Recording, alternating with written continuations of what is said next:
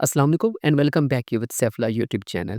ये वीडियो जो business material का कारोबार करना चाहते हैं उनके लिए बहुत अहम है और जो इसके खरीदार हैं उनके लिए भी बहुत अहम है, क्योंकि इस वीडियो में आपको बताऊंगा कि दुकानदार कैसे और कहां से बिजनेस मटेरियल को खरीदते हैं और कैसे आगे कस्टमर्स को सेल करते हैं, और कुछ दुकानदार कैसे अपने कस्टमर्स के साथ फ्रॉड करते हैं और कस्टमर्स उस फ्रॉड से कैसे बच सकते हैं। इन शॉर्ट, बिजनेस मटेरियल के कारोबार की ए टू जेड इंफॉर्मेशन इस वीडियो में आपको बताऊंगा, जो कस्टमर्स और शॉपकीपर दोनों के लिए फायदेमंद हो। इस वीडियो के 3 पार्ट होंगे। पहले पार्ट में सरिया, डियर, गार्डर, दूसरे पार्ट में पचरी और तीसरे पार्ट में सीमेंट को कवर किया जाएगा। और इस वीडियो के आखिर में मैं इस पूरे बिजनेस मॉडल की एक ब्रीफ फिजिबिलिटी रिपोर्ट आपको समझाऊंगा। सरिया टियर गार्डर में सबसे पहले दुकानदार को देखना पड़ता है कि जिस लोकल एरिया में उसकी शॉप है वहाँ पे डिमांड किसकी ज़्यादा है, कि आपके एरिया में ब्रांडेड या फिर लोकल कंपनी के सरिया टियर गार्डर ज़्यादा सेल होते हैं। अभी आपको ब्रांडेड और लोकल कंपनी के सरिया टियर गार्डर में फ़र्क क्या होता है वो आपको पहले समझाता हूँ। ब्रांडेड कंपनियों में से जो कुछ कंपनी पंजाब साइड पर हैं वो आपको बता देता हूँ: इत्तेफाक steel mill, Amreli steel mill, Mughal steel mill, Islamabad supreme steel mill. इनका ये होता है, इनके हर एक बार की लेंथ और हर एक बार का जो भी डायामीटर है वो सब का इक्वल होता है। और ये इसका हर एक स्टील बार बिल्कुल क्लियर, बगैर शाखों के, सॉफ्ट, किसी किस्म का कोई क्रैक नहीं इसमें होता। और इसके जो स्टील बार की टेंसाइल स्ट्रेंथ होती है वो भी ज़्यादा होती है, यानी कि इसमें जो लचक की पावर होती है वो ज़्यादा होती है। और बस मसला ये है कि ये थोड़ा सा महंगा होता है, इसलिए तो ब्रांडेड कहलाता है। बाकी ये मैंने आपको जितनी भी कंपनियों का नाम बताया है, ये 60 ग्रेड का सरिया भी बनाती है और 40 ग्रेड का सरिया भी बनाती है।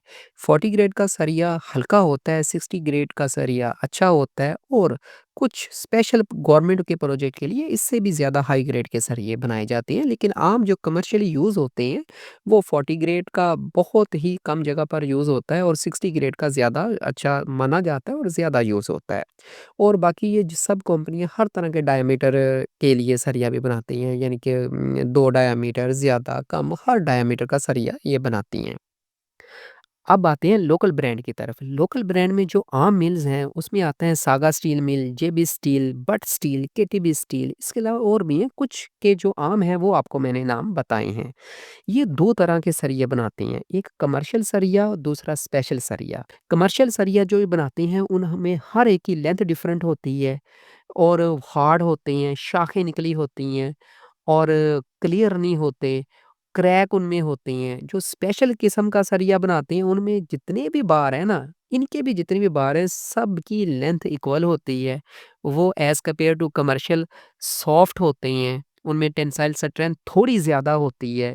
ये करते हैं क्या है, ये जो कमर्शियल में सेल करते हैं वो 40 ग्रेड वाला होता है, और जो स्पेशल में ये बोलकर सेल करते हैं वो 40 ग्रेड को थोड़ा-सा अच्छा बनाकर उसको 60 ग्रेड इनग्रेव्ड कर देते हैं ऊपर सरिये के, और उसको 60 ग्रेड करके सेल कर दिया जाता है। इसलिए दुकानदार को चाहिए, अगर उसने 40 ग्रेड का रखना है अपनी दुकान में और अपने कस्टमर को 40 ग्रेड का सेल करना है, वो तो ये लोकल कंपनियों से वो ले सकता है। लेकिन अगर दुकानदार अच्छा मटेरियल रखना चाह रहा है, 60 ग्रेड का रखना चाह रहा है और उसके कस्टमर भी 60 ग्रेड के लगे हुए हैं, तो उनको इन लोकल से परचेज़ नहीं करना चाहिए, क्योंकि ये दुकानदार को भी नहीं पता चलता बाज़ औक़ात कि ये 60 ग्रेड है, वाक़ई 60 ग्रेड है, या ये 40 ग्रेड के ऊपर इनग्रेव्ड कर दिया 60 ग्रेड।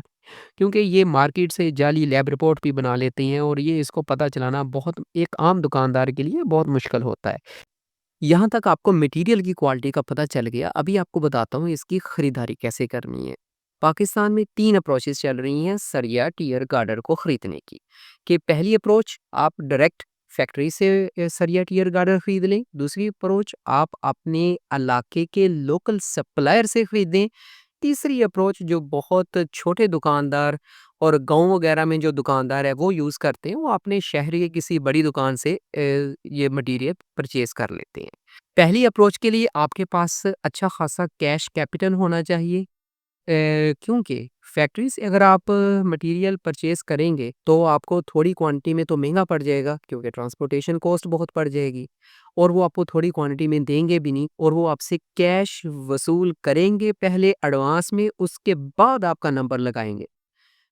اس سے سب سے جو بیسٹ اپروچ رہتی ہے، وہ جو سیکنڈ اپروچ آپ کو بتائی ہے لوکل سپلائر سے پرچیز کرنے کی، وہ صرف آپ کا مٹیریل نہیں پرچیز کرتا، اور بھی آپ جیسے کئی دکانداروں کا مٹیریل پرچیز کرتا ہے اور آپ کو فیکٹری کے ہی ریٹ پر دے دیتا ہے، کیونکہ وہ فیکٹری کا بہت پرانا ایجنٹ ہوتا ہے، اسی سے پرچیز کرتا ہے اور بلک کوانٹٹی میں پرچیز کرتا ہے، تو فیکٹری اس کو زیادہ سستا مٹیریل دیتی ہے، اور وہ سپلائر آپ کو کسٹمر بنانے کے لیے، پرمنٹ کسٹمر بنانے کے لیے آپ کو بعض دفعہ فیکٹری ریٹ پر بھی مٹیریل دے دیتا ہے، اور آپ کم کوانٹٹی میں بھی خرید سکتے ہیں۔ اور سیکنڈ چیز، آپ کا لوڈنگ ان لوڈنگ کا سارا ایکسپینس بھی وہ سپلائر کا ہی ہوتا ہے، اور اس میں زیادہ لوگ کیا کرتے ہیں، 5 سے 10 ٹن کے اندر اندر مٹیریل خرید لیتے ہیں، اس کو جب سیل ہو جائے پھر خرید لیتے ہیں۔ اس کا فائدہ یہ ہے کہ ایک تو آپ کو اپنے کسٹمر کے بیہیویئر کا پتہ چل جائے گا کہ آپ کا کسٹمر کون سا سریا زیادہ پسند کرتا ہے، اور دوسرا اگر پرائس کم ہو جائے تو اس میں آپ کا لاس نہیں ہوگا، تو اس لیے 5 سے 10 ٹن کے اندر اندر خریدے، وہ سیل ہو جائے پھر ہی خریدے، یہی جو عام پریکٹس مارکیٹ میں یہ چل رہی ہے۔ تیسری پریکٹس جو آپ کو بتائی ہے وہ چھوٹے دکاندار ہی یوز کرتے ہیں۔ آپ نے نوٹ کیا ہوگا کہ اس پوری ویڈیو میں نے زیادہ فوکس سریے پر دیا ہے۔ اس کی وجہ یہ ہے کہ سریا ٹیئر گارڈر والے بزنس میں سب سے زیادہ سیل سریا کی ہوتی ہے، 95% سیل سریا کی ہے اور 5% سیل ٹیئر گارڈر کی ہے۔ اور بلڈنگ مٹیریل کے بزنس میں سریا ٹیئر گارڈر یہ سب سے کم مارجن والی آئٹم ہے، لیکن دکاندار کے لیے ان کو رکھنا سب سے امپورٹنٹ ہے۔ اس کی وجہ یہ ہے کہ صرف ان آئٹم کو دیکھ کے ہی کسٹمر آپ کی دکان میں آئے گا، اور کچھ جو منجے ہوئے دکاندار ہیں وہ کیا کرتے ہیں، وہ ان سریا ٹیئر گارڈر والی آئٹم کو تو نو پروفٹ نو لاس کی بیس پر کسٹمر کو سیل کر دیتے ہیں۔ اس کی وجہ یہ ہے کہ ایک دفعہ جو کسٹمر آپ سے یہ چیزیں خریدے گا، اس نے اس کے ساتھ جو باقی لوازمات ہوتے ہیں وہ بھی آپ سے ہی وہ خریدے گا۔ اس کے ساتھ آپ سیل کریں، بائنڈنگ وائز سیل کریں، رنگ سیل کریں، پلاسٹک شاپر سیل کریں، اس میں آپ اچھا خاصا مارجن ارن کر سکتے ہو۔ اور اس کے ساتھ آپ جنریٹر رکھیں، وہ رینٹ پر دیں، لوڈنگ ان لوڈنگ کے لیے رکشہ رکھیں، وہ رینٹ پر دیں، تو ان باقی چیزوں سے آپ اچھا خاصا مارجن ارن کر لیتے ہو۔ اب آتے ہیں بجری کی طرف۔ بجری زیادہ تر سربودا، مارگلا، حسن ابدال، خانپور اس علاقے سے آتی ہے ڈمپر میں۔ اس میں بس ٹیکنیکل پوائنٹ یہ ہے کہ دکاندار کو ڈمپر میں موجود بجری کو میجر کرنا آنا چاہیے۔ اس کا جو فارمولا ہے وہ ہے لینتھ width ہائٹ۔ ابھی آپ ڈمپر کی لینتھ کو آسانی سے میجر کر سکتے ہیں، width کو بھی آسانی سے میجر کر سکتے ہیں، مین ہے ہائٹ کو کیسے میجر کرنا۔ اس کے لیے ایک سریا لے کر مارا جاتا ہے 2-3 جگہوں پر، اور وہ سریا جتنا پھر ڈیپ جاتا ہے اس کی میجرمنٹ لے لی جاتی ہے، تو وہ آپ کے پاس ہائٹ آ گئی۔ لیکن اس میں بھی کچھ نئے لوگ، نئے دکاندار کیا غلطی کرتے ہیں وہ آپ کو میں سکرین سے سمجھاتا ہوں۔ والیوم کو نکالنے کا جو فارمولا ہے وہ ہے length width height. For example, ہمارے پاس جو بجری کا ڈمپر ہے اس کی لینتھ ہے 10.7، width ہے 5.2، اور ہائٹ ہے جو ہم نے سریا سے میجر کی ہے وہ ہے 3.5۔ تو لوگ غلطی کیا کرتے ہیں، ایون کہ نئے دکاندار کیا غلطی کرتے ہیں، وہ لینتھ width ہائٹ کو سمپل ملٹیپلائی کر دیتے ہیں، تو وہ کہہ دیتے ہیں اتنے کیوبک فٹ یہ بجری ہے۔ اصل میں وہ غلط ہوتا ہے۔ یہ جو پوائنٹ کے آگے اماؤنٹ ہوتی ہے وہ تو ہے انچ میں، تو اس کو ہم فٹ کیوں کنسیڈر کریں؟ پہلے اس کو فٹ میں کنورٹ کریں گے پھر فٹ کنسیڈر کریں گے۔ مثال کے طور پر ابھی 10.7 ہے تو یہ 0.7 تو انچ ہے نا، اس کو فٹ میں کنورٹ کرنے کے لیے 7 کو ڈیوائیڈ کریں گے 12 کے ساتھ، اور اس میں 10 کو ایڈ کریں گے۔ پھر اس طرح نیکسٹ 5.2 میں 2 کو ڈیوائیڈ کریں گے 12 کے ساتھ، اور اس میں 5 کو ایڈ کریں گے۔ پھر اسی طرح 3.5 میں 5 انچ ہے، اس کو ڈیوائیڈ کریں گے 12 میں، یہ فٹ میں کنورٹ ہو گیا، پھر اس میں 3 ایڈ کر دیں گے، تو ہمیں پتا چلا کہ یہ 3.41 فٹ ہے۔ اور اس اماؤنٹ کو جب ملٹیپلائی کریں گے تو ایگزیکٹ اماؤنٹ پھر آئے گی، وہ ہے 186.16، یہ والیوم ہے۔ ابھی کتنا ڈیفرنس آتا ہے اگر آپ غلط طریقے سے جو کرتے ہیں، وہ آیا 194.74، لیکن صحیح طریقے سے کریں گے تو آنسر آئے گا 186.17۔ ڈفرنس کتنا آ رہا ہے؟ 8.58۔ اتنے کیوبک فٹ بجری کا فضول میں پیسہ آپ دے رہے ہو سپلائر کو۔ اب بات کرتے ہیں سیمنٹ کی۔ سیمنٹ آپ ڈائریکٹ فیکٹری سے نہیں خرید سکتے۔ سیمنٹ بنانے والے فیکٹریوں کے اتھورائزڈ ڈیلر ہوتے ہیں، پھر وہ جو ڈیلر ہوتے ہیں سیمنٹ فیکٹریوں سے سیمنٹ لے کے اپنے ہول سیلر کو دیتے ہیں، پھر ہول سیلر آگے فائنل کنزیومر تک پہنچاتے ہیں۔